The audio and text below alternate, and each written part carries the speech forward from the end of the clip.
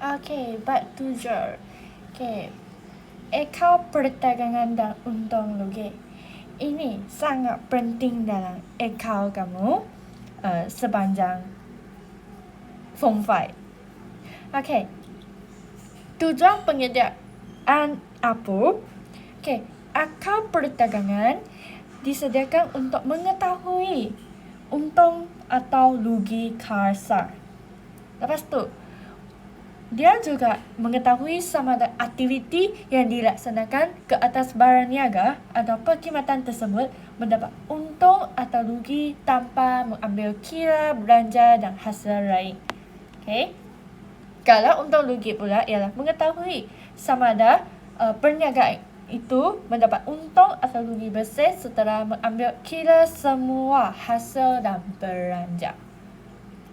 Okay. Penyediaan ekor perdagangan mestilah berdasarkan imbangan tugas yang diperoleh. Okay.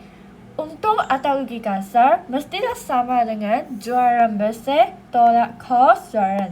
Ni mesti ingat betul-betul. Okay. Kalau untung kasar mestilah jualan bersih besar daripada kos jualan. Kalau rugi kasar mestilah terbaliklah. Kos jualan lebih besar daripada jualan bersih. Dia ada dua bentuk. Bentuk T. Debit ialah mesti ada debit dan kredit. Debit ialah rekod kos jualan dan untung kasar. Kalau kredit ialah jualan dan rekod rugi kasar. Okay. Kalau format penyata tidak perlu menunjukkan bahagian debit dan kredit. Ini adalah contoh bentuk T. Okay. Mestilah sini ialah jualan. Lepas tu rugi kasar kalau ada. Lepas tu dekat sini debit. Mestilah kos jualan iaitu inventory awal, belian, pulangan belian bersih, tambah RD. Ini ialah RD. Dan kos barang untuk dijual, tolak inventory akhir, kos jualan, untung kasar. Okey, untuk format pernyata, mesti tak ada jualan dahulu dan baru tolak kos jualan. After tolak, kos jualan mesti sama dengan yang atas tu, inventory awal, akhir, belian, RD. Okay. Mesti buat dahulu ni, baru tolak inventory akhir. Then tolak, kamu akan dapat kos jualan. Ingatlah, kos jualan ialah tolak. Kalau takut tak ingat, letak saja kurungan after kamu tulis nombor. Okay. Next. Untung kasar atau rugi kasar ialah diperoleh daripada akal perdagangan hendaklah dipindah ke dalam untung rugi untuk mencari untung bersih atau rugi bersih perniagaan. Okay. After kamu cari kan dari dekat sini untung kasar. Dan kalau bentuk T yang nak pergi ke untung kasar kan, nak pergi ke akaun untung rugi mesti ke sini. Dia macam lawan X. Okay. Kalau rugi kasar dekat sini, nanti untung rugi dia pergi ke sini. Okay. Kalau format penyata saling sahaja, after dapat untung kasar, tambah hasil dan kamu senilai hasil dan macam ni, senilai hasil dan tolak belanja. Penyediaan akaun untung rugi. Kalau dia mengambil kira semua hasil dan belanja yang terlibat dalam sesebuah perniagaan bagi suatu tempoh perakaunan. Disediakan dalam dua bentuk, sama juga T dan penyata. Okay, ingat, kalau untung rugi mesti dekat sini ialah hasil dan sini belanja. Untung bersih atau rugi bersih diperoleh hendak dipindah ke akaun modal perniagaan tersebut. Jika perniagaan mendapat untung bersih, maksudnya menambah modal perniagaan. Maksudnya nanti after dia dapat untung atau rugi bersih, akan pergi ke penyataan kewangan. Dekat sini dia akan pindah ke penyataan kewangan. Macam ni PKK kan. Okey, dekat sini. Okey, kalau untung bersih, tambah. Kalau rugi bersih, perlu tolak. Okey. Ini untuk untung atau rugi bersih pindah ke penyataan kewangan.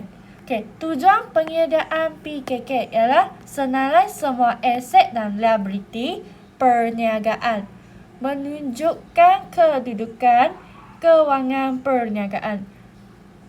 Okey, pertama, senarai semua aset dan liability. Kedua, menunjukkan kedudukan kewangan perniagaan. Yang ketiga, menunjukkan jumlah modal dan keuntungan atau kerugian perniagaan.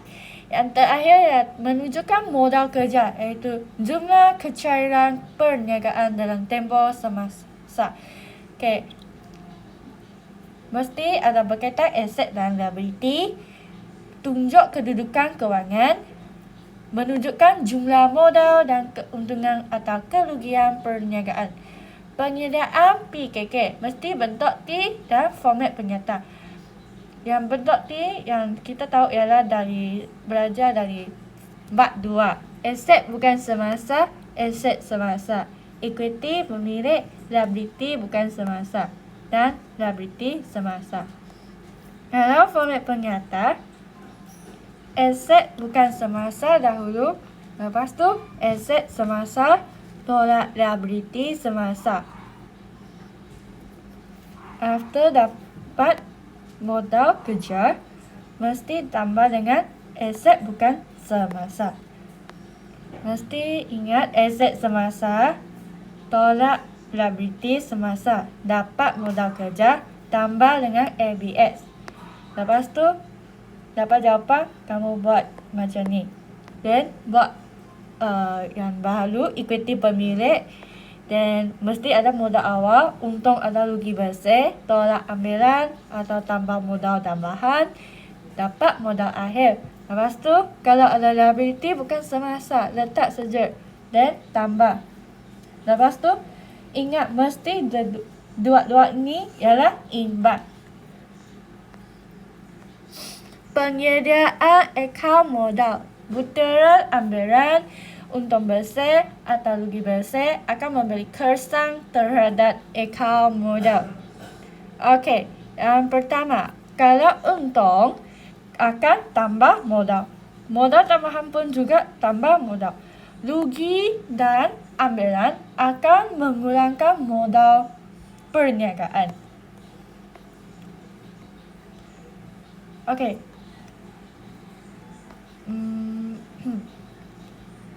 Penutupan akaun hasil belanja inventory pada akhir tempoh kewangan. Penutupan akaun hasil dan akaun belanja. Catatan penutupan. Okey. Pertama, komponen jualan bersih dipindahkan ke dalam akaun perdagangan. Komponen kos jualan dipindah ke dalam akaun perdagangan. Ini kan kita selalu nampak jualan bersih, kos jualan dekat akaun perdagangan. Lepas tu, kalau hasil dan belanja akan pindah ke akaun untung rugi. Dan inventory akan pindah ke perdagangan. Dan juga ada lagi penyata kewangan, penyata kedudukan kewangan. Penumputan akaun hasil dan belanja. Okey, hasil dan belanja hanya perlu dikira dalam tempoh akaun semasa saja. Jadi, semua akaun hasil dan belanja tidak mempunyai baki untuk dibawa ke tahun berikutnya. Hasil dan belanja yang terlibat secara langsung dengan barang niaga, perniagaan akan dipindahkan ke dalam akaun perdagangan. So, jualan mesti ada jualan, pulangan jualan. Kos jualan, angkutan masuk, upah atas belian, duty import, inventory awal, belian, pulangan belian, insurans atas belian. Dan okey. Dan juga ada inventory akhirah Okey, penyebutan akaun inventory. Inventory awal mesti debit di akaun perdagangan. Kalau akhir juga debit di akaun perdagangan. Dan juga kamu akan nampak inventory akhir juga letak di pengata kedudukan kewangan PKK. Kalau hasil dan belanja mesti akan nampak perkataan diterima faedah atas simpanan dan diterima juga. Belanja pula ialah kamu mengeluarkan duit tu untuk bayar. Jadi macam gaji, iklan, angkutan keluar, kadar bayaran, faedah atas pinjaman, insurans, belajar, sewa, dibayar, diskaun diberi. Okay, next. Sebab akaun nyata tutup. Akaun nyata mestilah aset, liability, modal tidak perlu ditutup pada akhir tempoh perikanan. Kerana baki akhir pada tempoh perikanan perlu dibawa ke tempoh perikanan akan datang.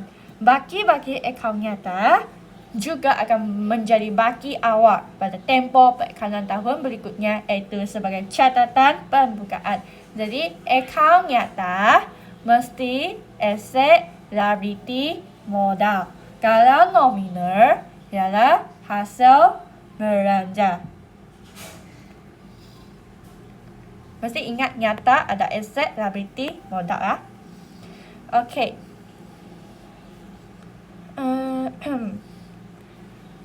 Okey, refresh balik.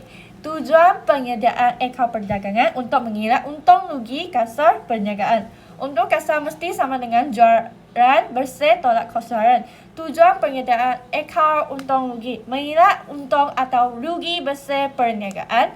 Untung bersih mesti sama dengan untung kasar tambah hasil tolak belanja. Akaun perdagangan dan untung rugi boleh disediakan dalam bentuk T atau format penyata. Tujuan penyediaan penyata kedudukan kewangan menyenaraikan semua aset dan liability perniagaan, menunjukkan kedudukan kewangan perniagaan, menunjukkan jumlah modal dan keuntungan atau kerugian perniagaan, menunjukkan modal kerja iaitu jumlah kecairan perniagaan dalam tempoh semasa. Aset mesti sama dengan liability tambah ikuti memilih. Modal kerja mesti sama dengan aset semasa tolak liability semasa. Akaun hasil dan belanja berkaitan dengan barang niaga akan ditutup dengan memindahkan ke dalam akaun perdagangan. Akaun hasil dan akaun belanja berkaitan dengan perniagaan akan ditutup dengan memindahkannya ke dalam akaun untung rugi. Kalau catatan penutupan mesti ada langkah ke-7 dalam proses kitaran perikanan, dibuat pada akhir tempoh perikanan dalam jenayaan. Selain akaun aset, liability, modal, akaun lain perlu ditutup. Ingat balik, aset, liability, modal ialah akaun nyata. Nominal pula ialah hasil belanja. Okey, itu saja dari bab 7.